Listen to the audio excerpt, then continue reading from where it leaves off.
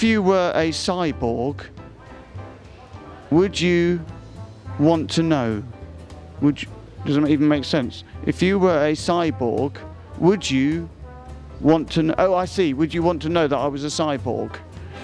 I think I would. I mean, I don't actually know what a cyborg is. So, I suppose if I were a cyborg, I would want to know that I were a cyborg, and I would want to know what a cyborg is. Unless, of course, it was obvious from, maybe if it was something like I had a severe limp and I had a limp and my left elbow kept going up like that, sort of quite abruptly, then I might have an idea that's what a cyborg is. It's someone with a limp and an elbow going up, but I don't actually know what a cyborg is, so that's probably not what would happen to me. I've no idea, really. Undoing bras. Well, that is an interesting subject, isn't it? Undoing bras. Undoing a bra is a common subject, of course. Lots of comedians would talk about that subject.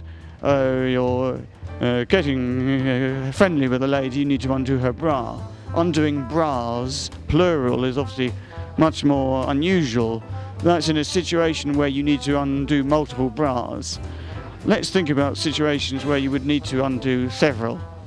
An orgy situation would be one. Of course, probably not one in which you're involved in the orgy.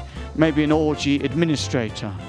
I worked for some years as an orgy administrator. This is lies, by the way.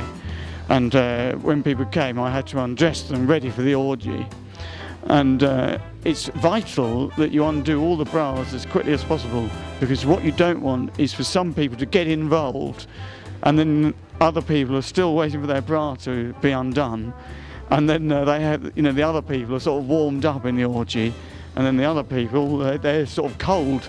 You spend 2 or 3 minutes trying to get their bra off. Meanwhile, other people are climaxing, and you've left it too late. They go in and they're not properly lubricated, and it's a disaster. They go into the orgy too late.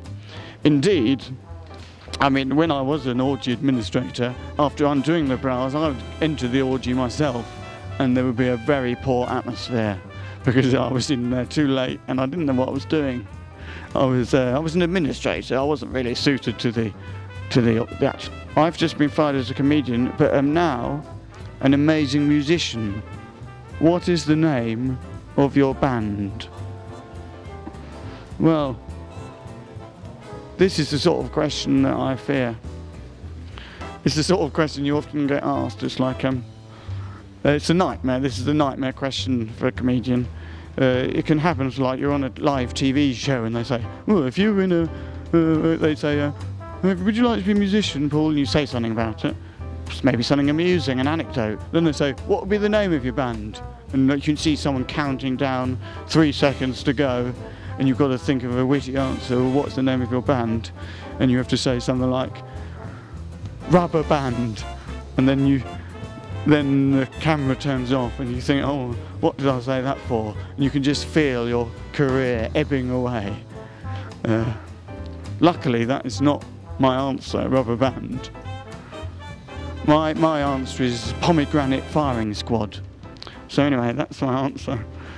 So anyway, I hope you've enjoyed watching me improvising things based upon stuff that's been on here.